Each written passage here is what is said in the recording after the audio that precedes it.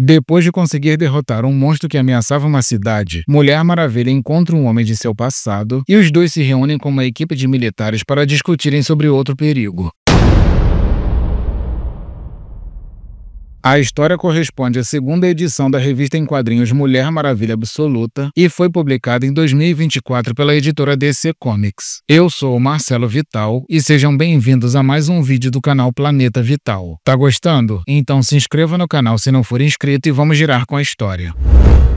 A narrativa inicia com o canal de notícias The Gate cobrindo a devastação causada pelo confronto entre uma estranha superpoderosa e uma criatura colossal nas praias de Gateway City. E enquanto a mulher queima a pele do monstro com seu poderoso laço, o narrador da notícia comenta que os recifes daquela cidade nunca mais serão os mesmos. Com isso, o bicho feio lança uma rajada, mas a guerreira esquiva e ataca novamente. Em seguida, ela oferece à besta a oportunidade de retornar ao seu lar antes de matá-la, mas o monstrengo rejeita a oferta, mandando seus lacaios atacarem. Dessa forma, ela se protege usando uma barreira de magia em formato de estrela e avisa novamente para o vilão que ele será destruído se não for embora. E quando ele comenta que não pode recuar, Diana informa que aquela arma que se chama Nêmesis foi forjada no fogo do inferno, moldada pela feiticeira Circe com os restos do último basilisco, infundida com o sangue de Prometeu e abençoada por Deméter, que é a deusa da colheita. E enquanto o laço envolve o pescoço do bicho, ela informa que a dor causada por Nêmesis é de acordo com a proporção dos pecados da vítima. Ou seja, todo o mal que ele causou durante a sua existência irá voltar para ele em forma de intensas dores enquanto estiver sendo queimado pelo laço. Desse modo, o monstrengo, que já estava sentindo um grande tormento, pede para ser libertado e ela informa que ele precisa deixar aquele lugar para nunca mais voltar e passará a mensagem para o seu mestre que esse mundo agora é protegido por Diana da Ilha Selvagem, Princesa do Inferno e Última Amazona. E quando o monstro, que já não aguentava mais de tanta dor, aceita, a guerreira o liberta e ele vai embora junto com os outros arautos menores. Com isso, o jornalista que estava cobrindo o ocorrido informa que as criaturas fugiram. Naquele momento, um homem se aproxima chamando pelo nome. E quando a Amazona se vira, percebemos que ela também o conhece. Seu nome é Steve Trevor. Dessa forma, entramos em um flashback dos tempos em que Diana ainda vivia na Ilha Selvagem. E enquanto caminhava pela praia, ela encontra um sujeito ferido e inconsciente e tenta falar com ele. Entretanto, a comunicação não acontece por ela estar falando grego. E quando ele diz uma coisa que ela também não entende, Diana convoca um feitiço para os idiomas se conectarem e pede para ele falar novamente. Mas antes dele falar algo, um tentáculo agarra o sujeito arrastando para a água. Desse modo, ela mergulha para salvar o estranho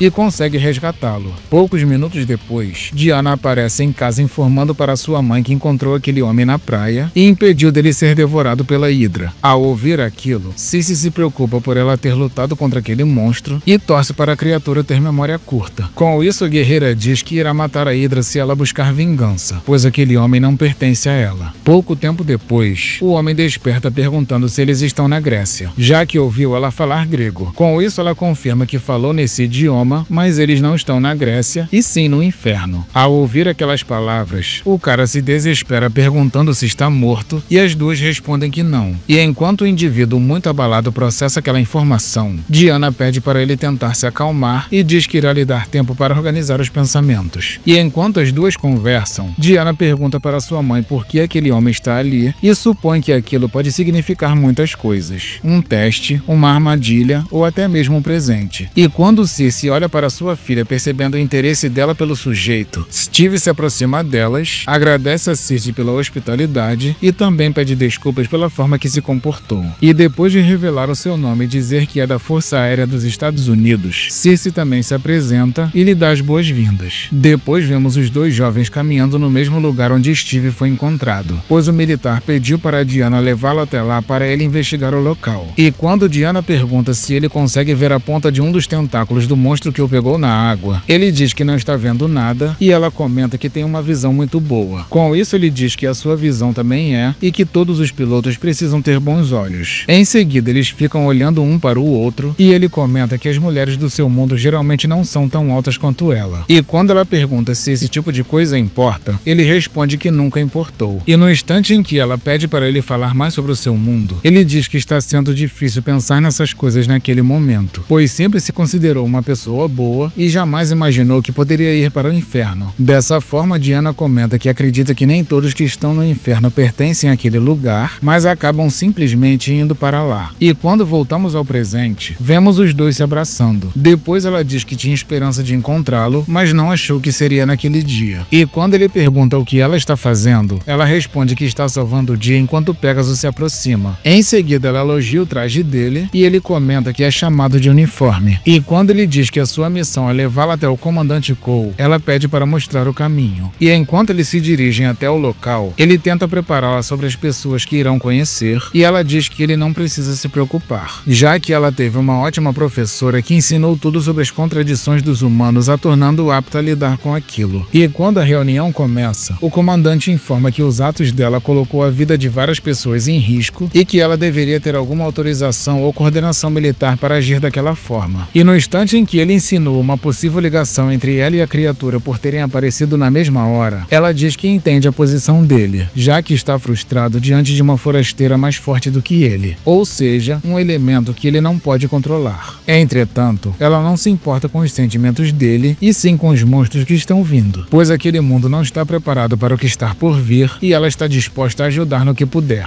Em seguida, eles olham para o mapa da cidade e eles comentam que irão cancelar a ordem de evacuação por ela ter derrotado o monstro. E no momento em que ela diz que aquilo era apenas um arauto, eles perguntam se existe um risco de vir outra ameaça e ela responde que um ataque provavelmente irá acontecer em aproximadamente 1 hora. Ao ouvir aquilo, o comandante manda informar ao comissário de polícia que eles têm 40 minutos para fazer a evacuação e começa a dar chilique com a situação. Com isso, a guerreira diz que ela está ali apenas para salvar vidas inocentes e que ele deve repensar em como abordar aquela conversa, já que é ele que precisa dela e não o contrário. E no momento em que ela sai do local para alimentar o seu cavalo, Steve também sai para conversar com ela e pergunta se pode fazer carinho no animal enquanto ela o alimenta com magia. E quando ele pergunta qual o nome dele, ela responde que é Pégaso. Dessa forma, ele diz que sabe que ele é um Pégaso, mas pergunta se ele tem um nome. Com isso, ela responde que aquele é o verdadeiro Pégaso mitológico, o grande cavalo alado que nasceu do sangue da Medusa. Dessa forma, ele pergunta se é por isso que ele é um esqueleto e ela responde que ele está vivo por magia e sacrifício, assim como ele. Em seguida, ele pede desculpas pela forma que o comandante a tratou e ela diz que já esperava. Porém, gostando ou não, eles terão de deixar ser ajudados por ela e que também irão precisar da ajuda de outros heróis. Naquele momento, Pégaso percebe que algo está chegando e eles começam a ouvir um estridente som que faz doer os ouvidos de todos.